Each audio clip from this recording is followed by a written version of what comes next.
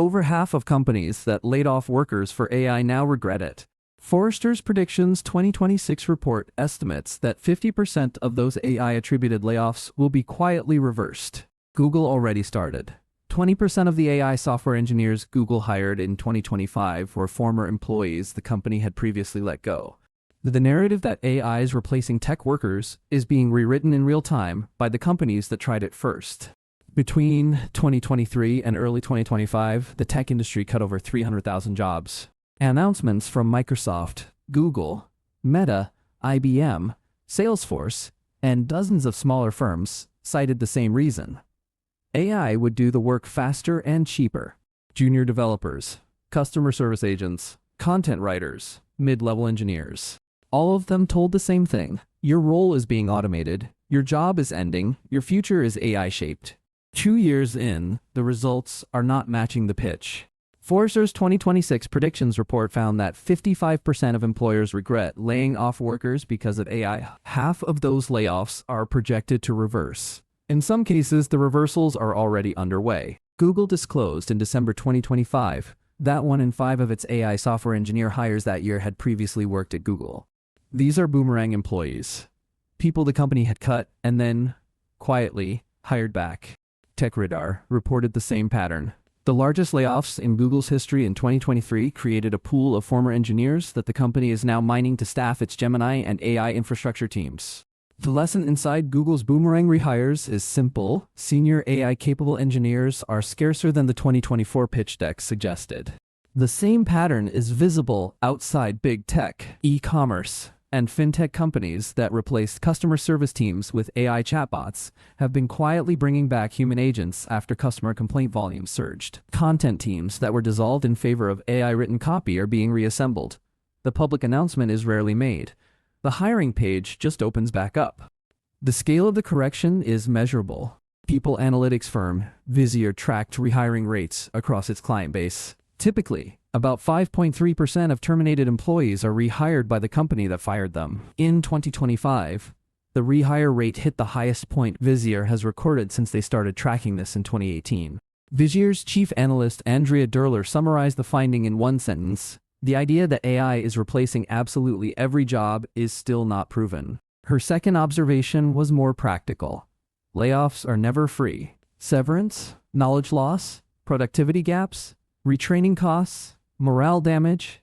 When the AI replacement falls short, the company pays for the same role twice. Forrester projects that roughly 50% of AI-driven cuts will reverse within 18 months. There is a counter-signal in the same Forrester data.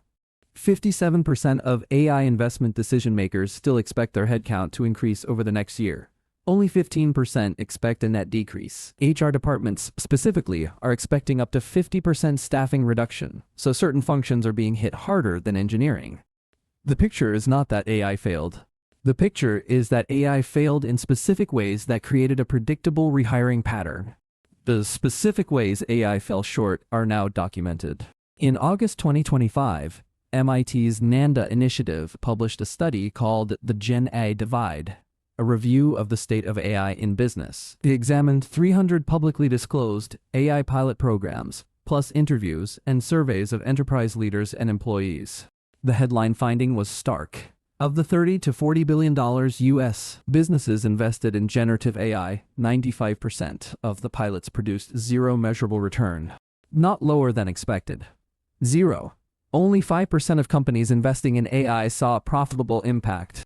The MIT report isolated the cause. Companies that purchased AI tools from specialized vendors and integrated them carefully succeeded about 67% of the time. Companies that built AI internally, which is what most layoff-driven automation efforts did, succeeded roughly 1/3 as often. The in-house AI replacement strategy had a 2-to-1 higher failure rate than the vendor partnership strategy. The code quality numbers tell the same story. Code review firm CodeRabbit ran an independent comparison in December 2025. Their team analyzed 470 pull requests from public GitHub projects, 150 written by humans, 320 co-authored with AI tools. The AI-written code contained roughly 1.7 times more issues. Logic errors appeared 75% more often. Readability problems more than tripled. The bugs were not the dramatic kind. They were the slow-burning kind, edge cases missed, inconsistent error handling, business logic that looked correct, but did the wrong thing in production. IEE Spectrum covered the shift in a January 2026 piece titled AI Coding Assistants Are Getting Worse. The pattern described AI generating plausible code that passes review but breaks under real workloads, matches what industry coverage credits as the reason AI coding advocates inside big tech started pushing back on the replace the junior developer pitch. The math stopped working. What? The rehiring story, told without the detail, sounds like a vindication for laid-off workers. Told with the detail, it is not. Forrester's Predictions 2026 report includes a line that most headline coverage skips. The rehires, Forrester wrote, will come back offshore, or at lower salary bands, or both. The AI bet did not collapse into a simple rehire. It collapsed into a cheaper version of the original arrangement. IT Pro's industry coverage put it bluntly. Enterprises are rehiring after workforce cuts, but either outsourcing the work or rehiring at lower rates of pay. The workforce restoration is real. The wages are reset. The logic is straightforward. Consider the math a company faces. A senior engineer's full salary is eliminated and replaced by an AI coding assistant subscription. The company keeps the savings until the AI output starts breaking. When the output breaks, the company does not restore the original salary. It rehires at a lower band, or offshore at a fraction of the cost, or it brings in a more junior engineer and pairs them with the AI tool that used to be the replacement. The worker is back. The title is back. The pay is not. That is the quiet story inside the rehiring headlines. The rehired worker also comes back to a different job. AI tools that were supposed to replace them now sit beside them as required coworkers. Code review now means reviewing code the AI produced. Customer service now means supervising bot conversations that got escalated. The human is back in the loop, but the loop is smaller, faster, and the performance expectation is higher. The beneficiaries of the reversal are specific. Every major industry source reports the same split. Senior engineers are being rehired at a premium relative to the layoff-era salary compressions. Junior engineers are not. Junior roles are the roles AI was actually able to replace. Writing boilerplate code, handling simple tickets, generating first drafts. Those tasks AI handles reliably. Senior judgment, system architecture, debugging legacy code, understanding why a change will break something 3 services over. Those tasks AI tools consistently miss.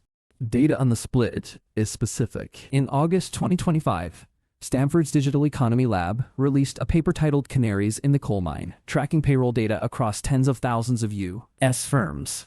Employment for software developers aged 22 to 25 has fallen nearly 20% from its peak in late 2022, the same month ChatGPT launched. Developers aged 30 and older at the same companies saw employment grow 6 to 12% over the same period. The divergence is not ambiguous. According to U.S. Bureau of Labor Statistics data, overall programmer employment dropped roughly 27% between 2023 and 2025. This creates an uncomfortable paradox. The path into senior engineering goes through junior engineering. If junior roles disappear, the senior pipeline dries up in 5 to 7 years. The same companies now scrambling to rehire senior engineers are making the senior pool of 2031 smaller through their 2026 hiring decisions. Google's boomerang pattern is the closest thing to a solution. They are rehiring people they already trained. The people coming back had years of internal context before they left. For companies without Google's history, the easier shortcut is offshoring, or pairing a single senior with AI tools and a shrunken team. The honest summary is that the rehiring is real, the salaries are down, and the next generation of senior engineers is being created at a slower rate than the previous one. The verified data, 55% of companies regret their AI-related layoffs. 50% of those layoffs are projected to reverse. 20% of Google's 2025 AI engineer hires were boomerang employees. 95% of corporate AI investments produced zero return. Nobody is pretending AI is useless, and nobody credible claims it will not reshape work. The specific claim being reset is the one the 2024 pitch deck sold, that AI was cheap enough right now to replace the people it needs to supervise it.